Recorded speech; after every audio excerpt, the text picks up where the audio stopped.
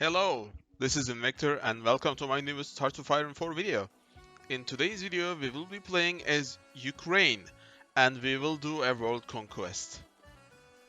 We start off with Soviet Union because I'm not a cheater, so I'm not starting with Romania or Poland because you can actually release Ukraine from those countries, but the real Ukraine part is actually in Soviet Union, so I kind of find that like releasing Ukraine with Romania or Poland kind of like a little bit of cheating because doing it legitimately with Soviet Union is actually really difficult because you need to fight the civil war and get Lev Trotsky on the on the seat, and then you actually need to complete the focus to release Ukraine and play as Ukraine.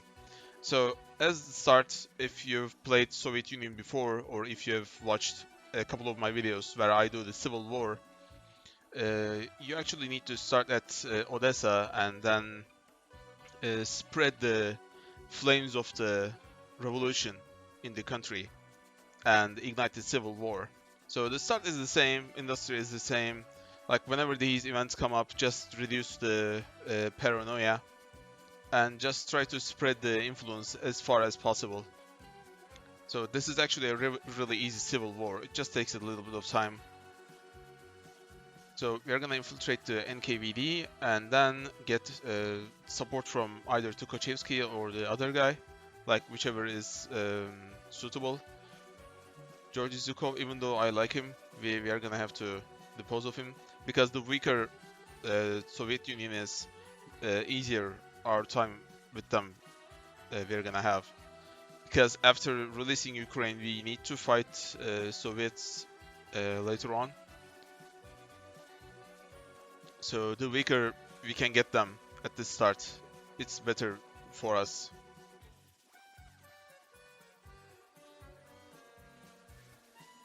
So the hardest part of this challenge is to actually win, like the get the first 100 factories with Ukraine, because when you start off, you don't really have an economy, and the time has already passed, and so you can't actually justify, declare, and then conquer France with like paratroopers. So yeah, we have our civil war, and the civil war actually is pretty easy, as you'll see. It's not difficult at all. So yeah, the real problem is that releasing Ukraine takes a lot of time. So when we are actually playing as Ukraine, the Second World War is actually just like really started or very close to start. So we can't actually do anything. And even though we could declare and conquer, we don't really have a lot of manpower or guns or like a military. We don't have a focus tree. So yeah, we have a lot of things to consider when we are actually playing as Ukraine. And the problem is, when we release Ukraine, we are not fascist, so we actually need to switch ideologies to actually attempt a world conquest or any conquest for that matter. As I'm micromanaging the troops, I'm speeding the video up because it's just a simple thing, you know. They can't really man the borders, so we're just pushing into their country basically, or our country.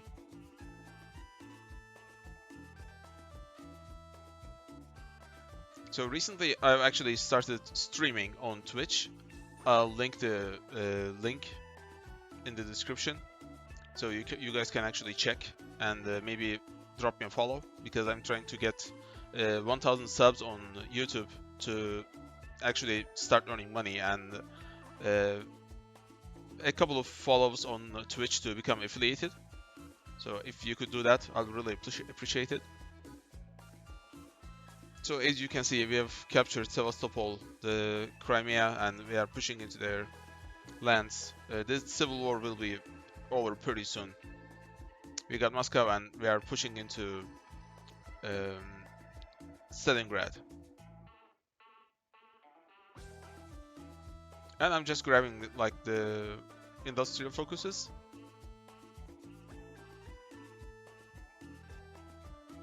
And the civil war is over. Now we are Union of Soviet Republics. So I don't want to stay idle, so I'm just going to justify a war goal on Turkey to conquer Turkey and Romania in hopes of taking them out for the world conquest. And Turkey can actually get a problematic leader for conquest. And we're gonna declare war and then invade them.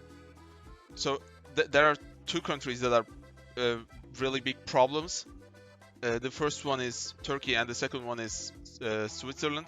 Switzerland is always a pain, like it takes years to justify on them, and even if you are brown ideology and get the negative like 80% buff from being at war with a major nation, it still takes like 250 days or something to justify on them. So Romania is done and we are pushing into Turkey. And Turkey is another problem, like if you see East Macedonia has a 200% modifier on justification of war goals on Turkey. So taking Turkey out early is actually very valuable. So I'm just deleting the countries and the army and releasing Ukraine so we can actually play as Ukraine. So we have 15 factories and we have 335k manpower. They're not bad, but we actually need to do a lot of research to catch up. The date is September 1938, so we are pretty late to the party, you know. And we actually have to go through our own civil war in order to get the country with the proper leader and the ideology. So we get the demagogue, and we are going to prepare for the civil war. And we get the fascist assaults form, and this is actually very important because you can't actually trigger the civil war before dropping to below 50% stability, and that was needed. So we are just going to deploy a couple of cavalries and just walk into victory points and get our civil war done. So now that the civil war is over, we need to join Axis and prepare for the war with SSSR, because they're going to be justifying a war goal against us. We need to switch to war economy. Italy joins Axis, as expected. I'm going down to political path for now because of manpower needs. And as you can see, Leo Trotsky is actually justifying a war goal on us. And World War II kicks off at the same time. So their justification is complete and we are at war. So as you can see, this is a bit problematic. Like, we are not doing well because our troops are actually poorly designed and we don't have the equipment or the manpower yet. Like, we have 1.8 million manpower, but it's gonna be a problem later on because we don't have the manpower deployed on our troops yet. And Germany actually declares war on Soviets. So this is maybe good news, I'm not sure. But Germany is going to help us win the war. So we are not going to lose the war at least, but in this instance we are actually going to, like, we are going to let Germany take a lot of land that we would have gotten if we have won the war on ourselves, you know. But still, it's better than losing the war, I guess. So as you can see, Hungary, Bulgaria, Italy and Germany are really helping us because they're done with France. They don't really have anyone to fight, so they're pushing with all of their troops to help us win the war against Soviets. I'm just trying to get the proper victory points before Germany does, so that we get more what's it called, like war participation points. As you can see, Bulgaria is pushing into Turkey and we are taking care of the business in Caucasus.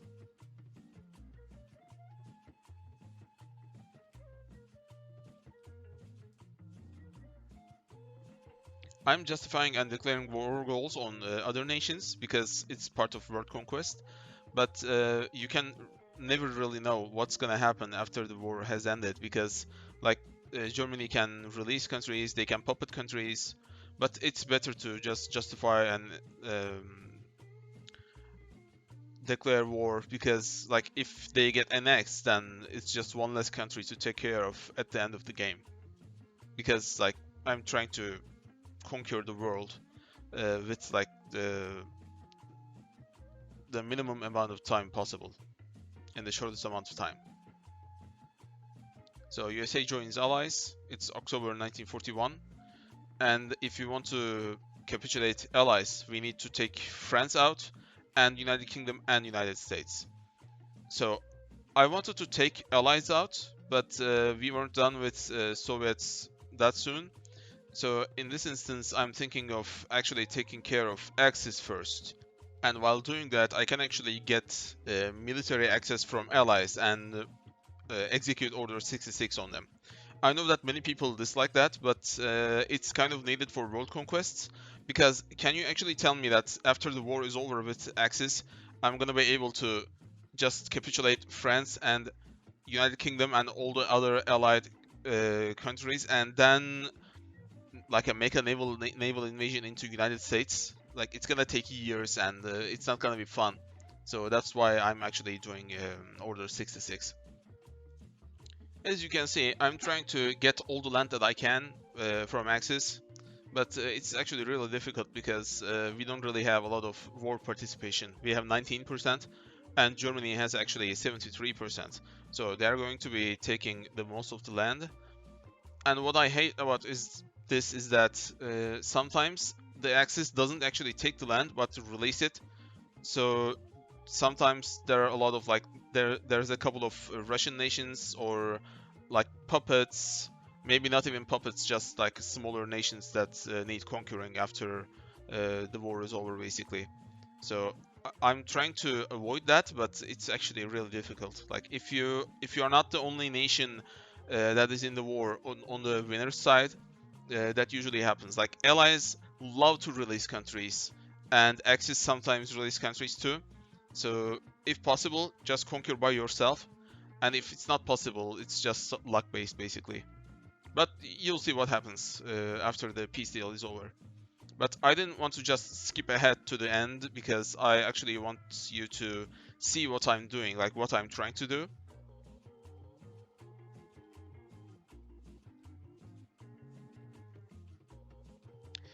By the way, guys, if you watched until at this time, like we are done with Soviets, just drop a like and subscribe, because this took like 3 weeks to make. So if you just took like 2 little clicks, I'll just be really grateful.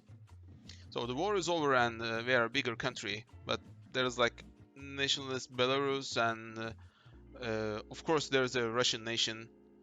And I'm justifying a war goal to Ethiopia because they are a major nation. And yes, the Russian Empire joins allies, because why not? Because like brown ideology joins allies.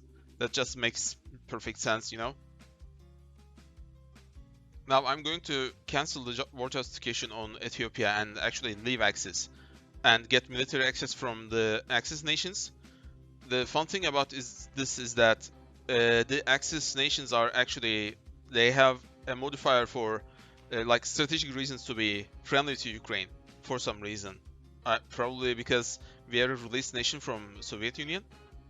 So I'm positioning my troops in Germany and Italy because they are the only major nations in this in the faction. So I'm just positioning my troops in those nations. And Bulgaria has actually become a major too, so I'm positioning my troops in Bulgaria also. Deploying more troops. We have the manpower, but we don't have the equipment yet. And I'm researching airplanes, because we need fighters and cats eventually.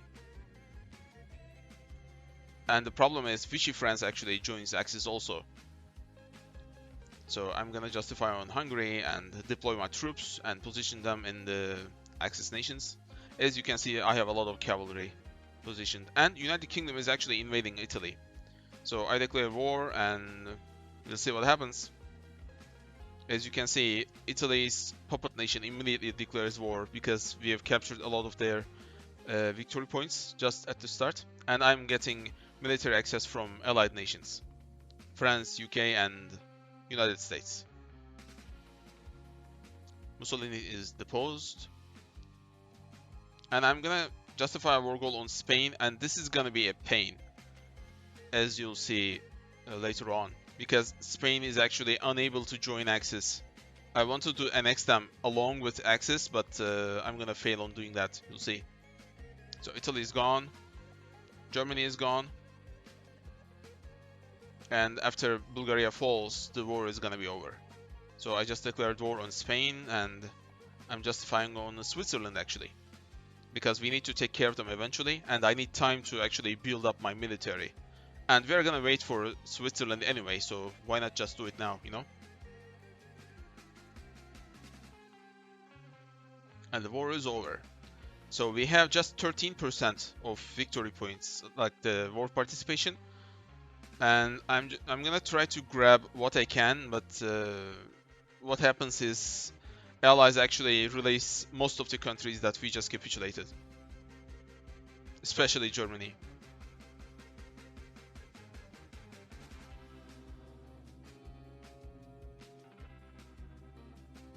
As you can see, I'm just checking and checking, like the lands that they haven't grabbed, I'm just grabbing. We have an Italian puppet also, but after some time, they want their independence, and if you refuse, they declare war. And if you don't refuse and accept, they become independent, and then they actually join allies. So the war is over. We have 99 factories, and the bitch ain't one. So there is still Russia, and they are out of allies. There is Belarus still, somehow, and in war against allies. And they joined the Japanese faction. And there's the German Republic, of course. And there are a lot of republics now. Kazakhstan, whatever, in Russia. And we have cut off from the supply line, so I'm just building supply lines.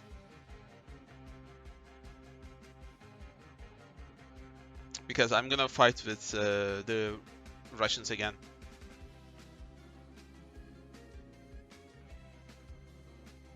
As you know, with allies around, if you are justifying a war goal against democratic or non-aligned nations, they can actually guarantee them.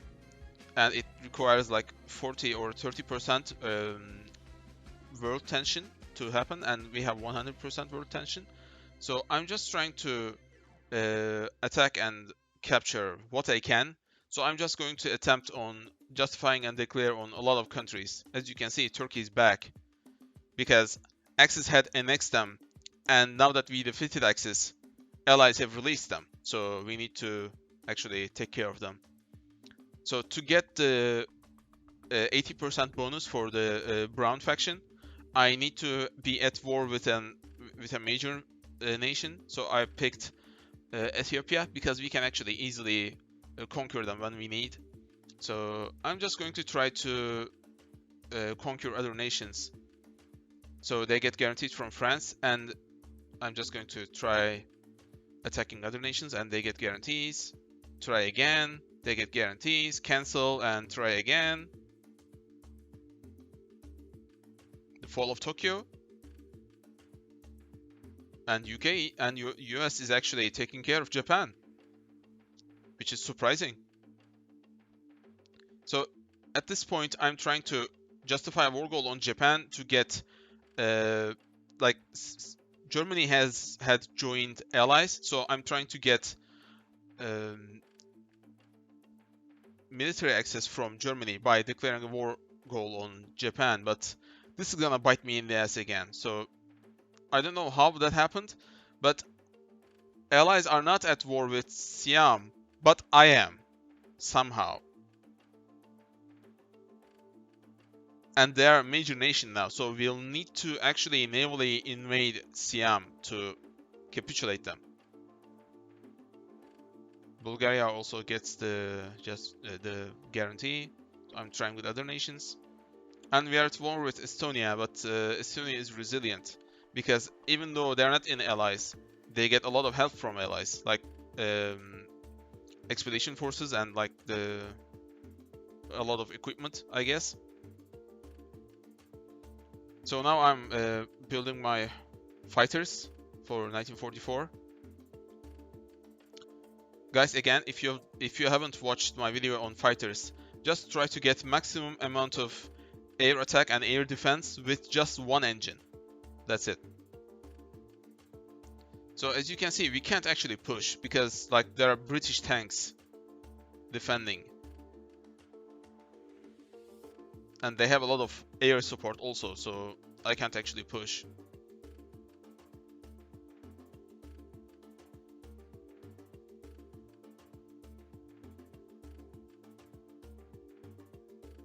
So what I need to do is to either cut off their supply line, and then I actually need to get the air superiority. Otherwise, I'll never be able to push unless I get tanks. So I ask you, which is the better? What do you prefer? Getting the air superiority or tanks? I pick air, by the way, not tanks. So Japan, state of Japan has declared war on China again. So Japan is fighting China again, but this time as a democratic nation, which is interesting. I'm getting a spy network, by the way, to set up in Germany to capitulate them easier, because democratic Germany is actually very powerful. And now that you see I have fighters on the air, but they're not really good enough right now. So I'll need to wait until I get enough fighters to get air superiority. And Spain is actually naval invading me.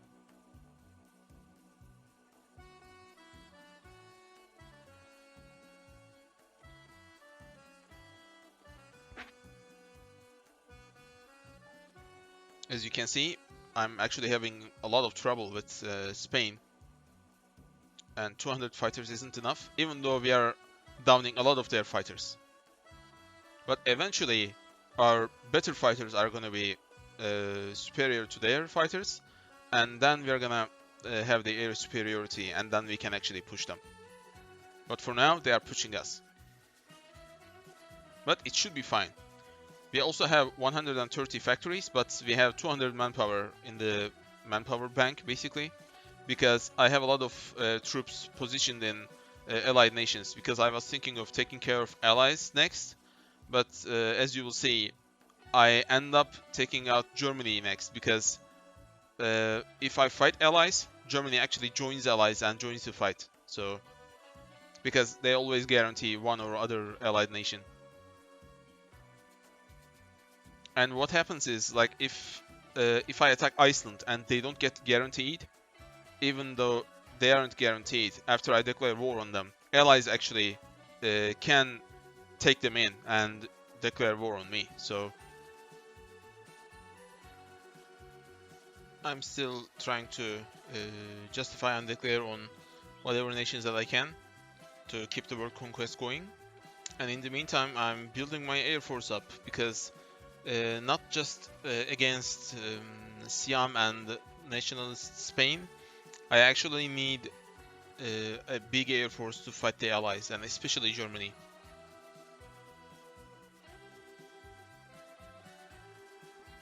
As you can see, justifying a war goal against Turkey is gonna be a pain.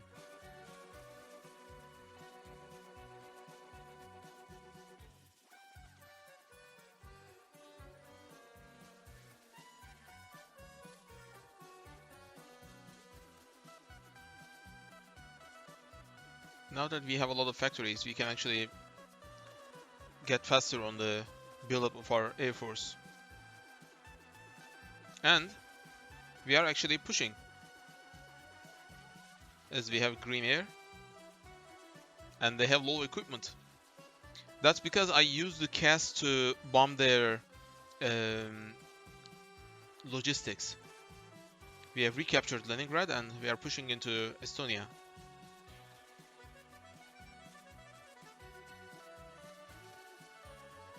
That's Estonia, right? Not Latvia? I'm not sure.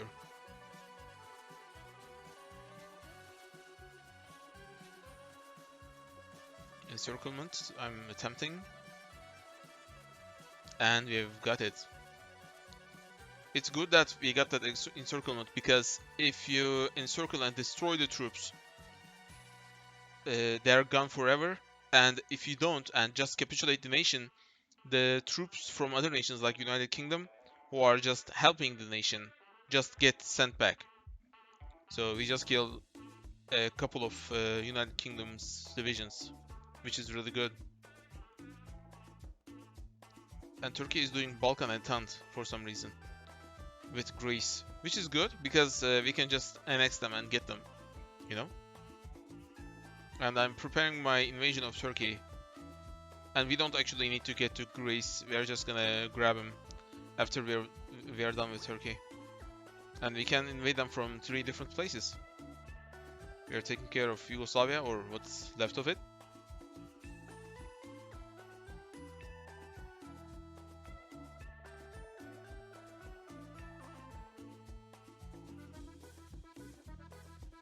Now we have a sizable air force. We declare war and just walk into Turkey, my own country.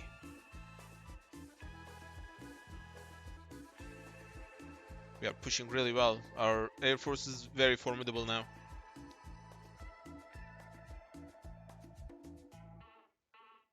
I'm just trying to justify and declare on other countries. Iran.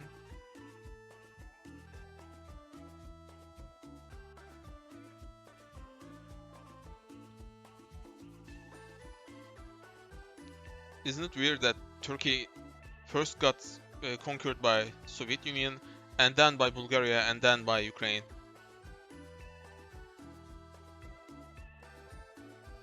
And there's a little Syria in Hatay or Antakya. And now that we're done with that, we can actually declare and conquer Czechoslovakia. We need Czechoslovakia to get access into Germany.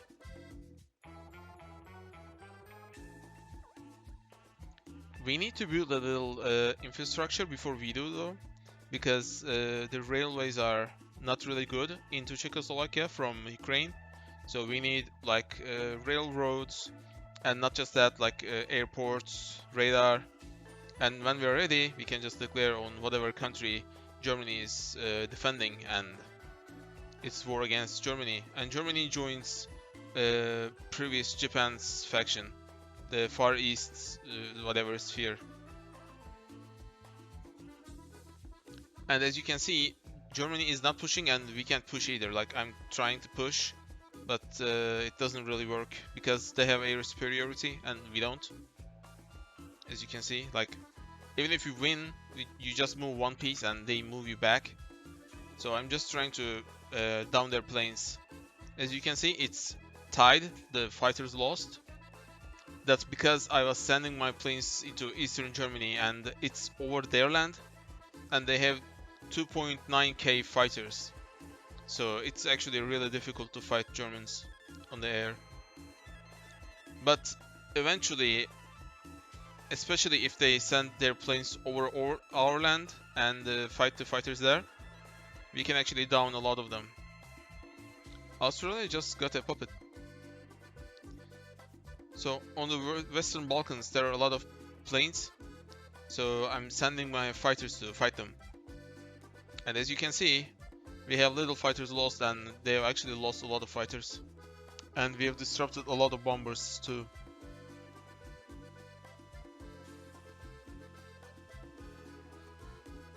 The air requires a little micromanagement, but it's definitely worth it. And as you can see, Spain is constantly navally invading us.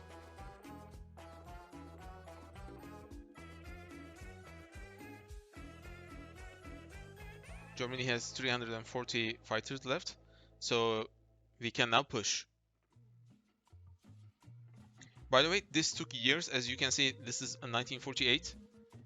So I'm not punishing you, as like I don't want you to sit there and watch me down their planes for years. So and as you can see, I made a mistake here. There is no connection between the Czechoslovakia and our lands, the railway connection. And now that we have the connection and the air force, we can actually push into Germany. And as they fight and lose their organization, they fail to gain it back. because we are bombing their logistics, and they lose a lot of troops because we are using CAS.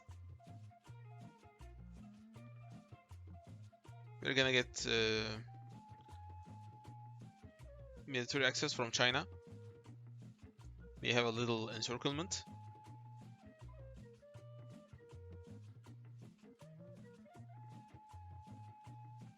"18 divisions, which is good.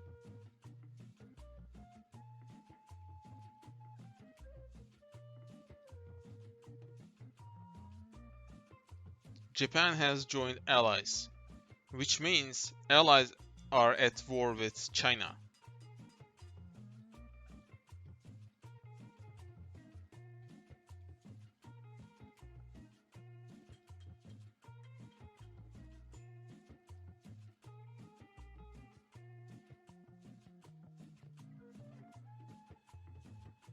Another encirclement, and those divisions are destroyed.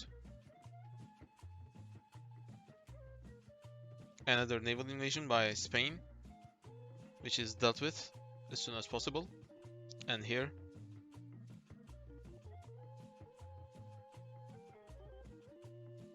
So the problem is, after Germany, we need to take care of Ethiopia, nationalist Spain, and Siam to end the wars.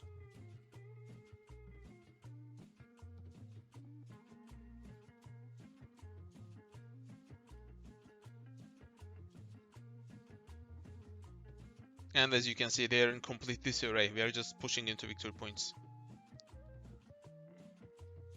And we have built collaboration government in Germany, so it's very close to capitulation now.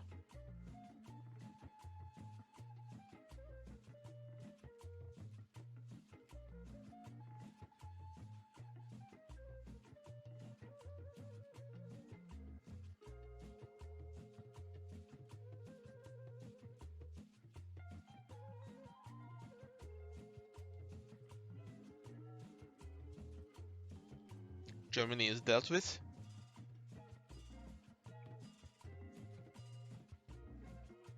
And we can actually make a provisional government of the German Republic, which is a good idea because the war is not over yet, and we actually need manpower to leech from puppets. So making a country in Germany is actually a good idea. Ukrainian Germany, glorious. As I was preparing to invade Poland, I realized something.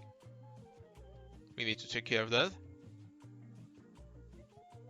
This sometimes happens. You need to watch your borders like, all the time, because like little islands, sometimes you don't see a naval invasion, something, you know, it happens.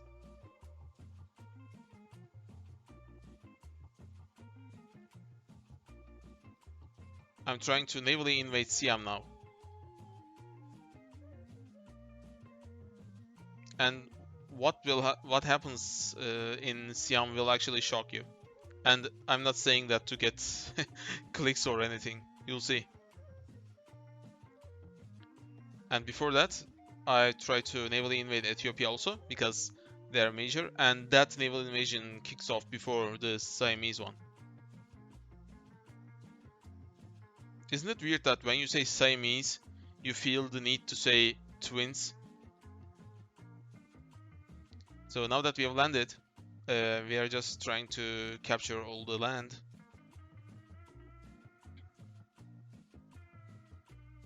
Ethiopia is not bad at this stage of the game because it's 1949 and they have a lot of troops.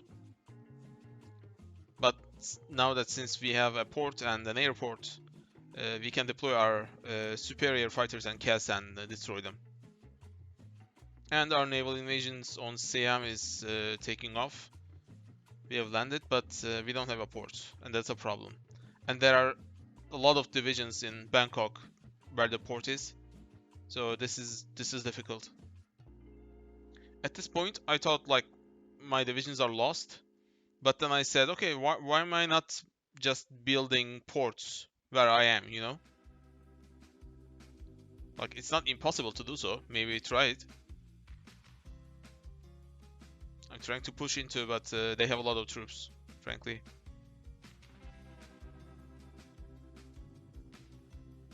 another Spanish naval invasion, and Ethiopia is almost done.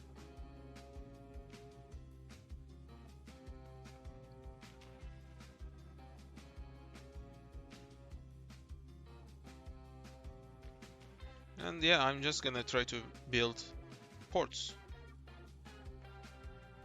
and forts also, which will also help.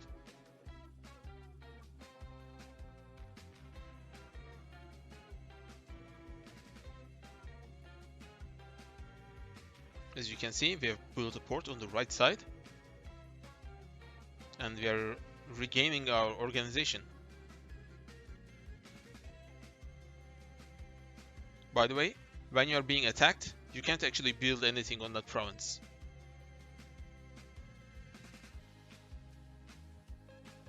Now we have the airport, we can actually use some planes to help us. And we are gonna capture Bangkok. Perfect. Now we can actually successfully conquer Siam.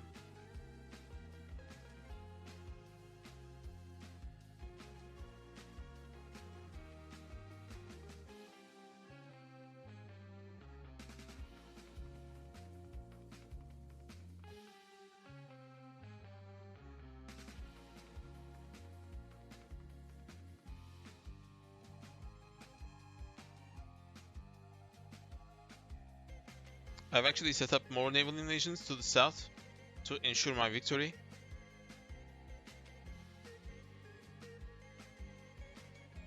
And the war is over. We annex all and get all the ships. We have almost 600 factories and 3 million manpower now. And I'm justifying a war goal on Poland, which they have their own faction.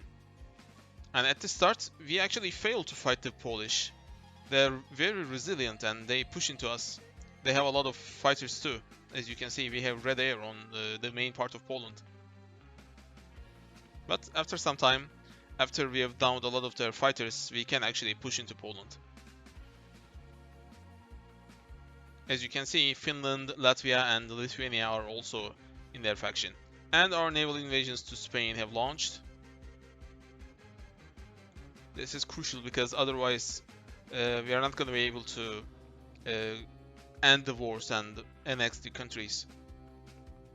And as you can see, Spain have all spent their troops on stupid naval invasions on our country, so they can't defend their country now.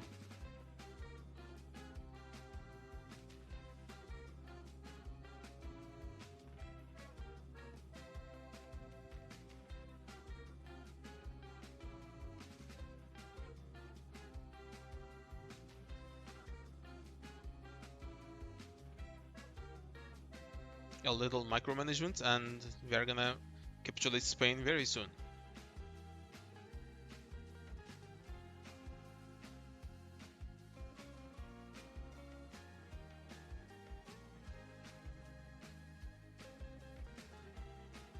And the war is over. Now we can actually annex Russia and all the other countries that we have been fighting for years. There we go. Now we have 600 and plus factories. Now I'm gonna position my troops in the United States, France, United Kingdom, and fight the allies. However, there is a problem. Can you guess what it is? Pause the video right now if you want to guess, like think and guess. The problem is Japan. Japan is also in the allies and they're a major nation now. So we will need to capitulate Japan also.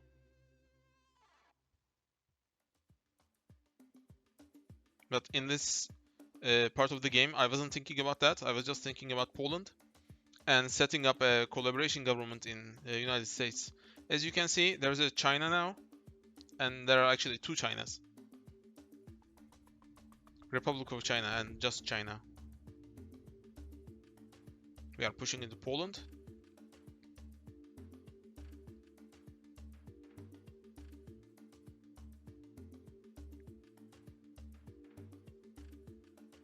I'm still justifying and declaring war goals on smaller countries.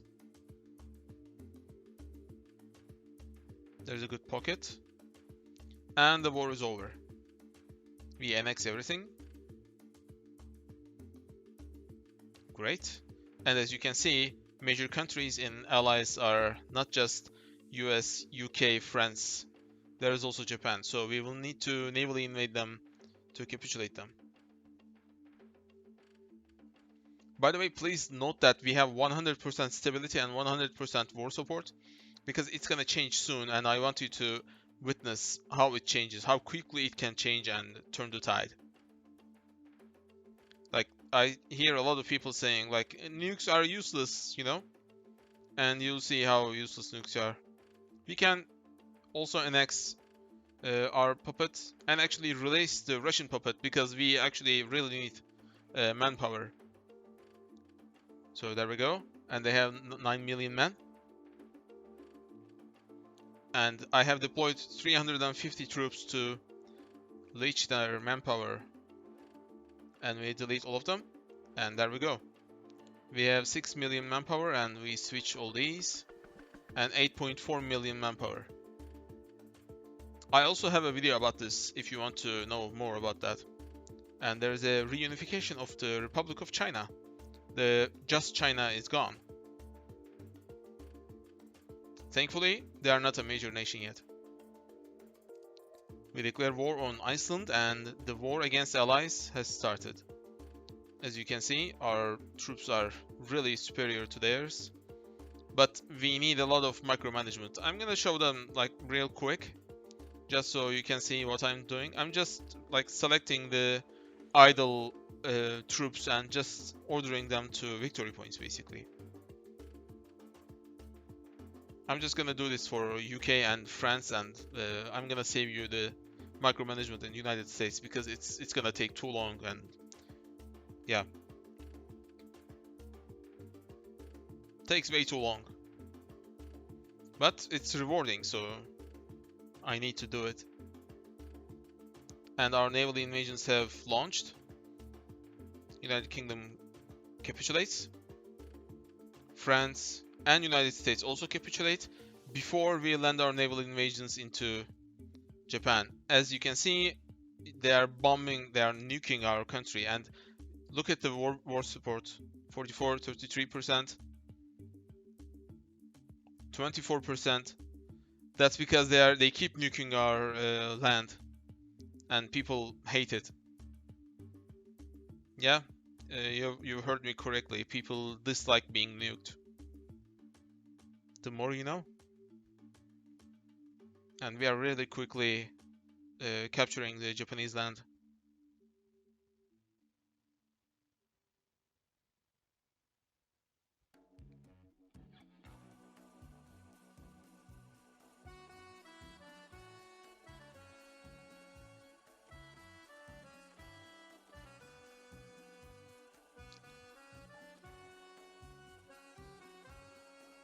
We take Nagasaki and the northern victory points.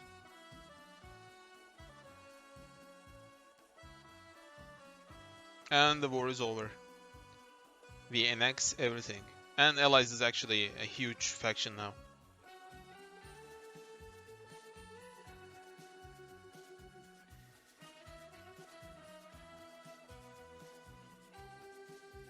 All the ships as well. There we go. We took 457 states. And we have 1,700 factories now and 16 million manpower. So now what remains is the smaller nations and the South American nations. And I'm not just gonna like show you everything. I'm just gonna show you what happens in South America, like Argentina, Korea, Shibei, Sanma, Uruguay, and like second secular whatever. I don't even know like half of these countries, like Cambodia. And I want to talk about one little thing. You can just nuke the people and just capture the land afterwards. It becomes easier. And the last country is Syria, just Hatay.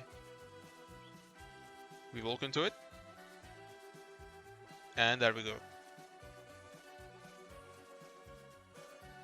Wait for the peace deal. We have the peace deal. annex, and now Ukraine owns the world. Thank you guys for watching this video. Please drop a like and a subscribe. It really helps the channel, and I want to reach 1k subs pretty soon. Thank you guys for watching, and leave in the comments what World Conquest do you like next. Come to my stream, we chat, we talk, and I'm gonna actually do all of the new achievements that are gonna come out in the new expansion. So see you then, and of course, stay tuned.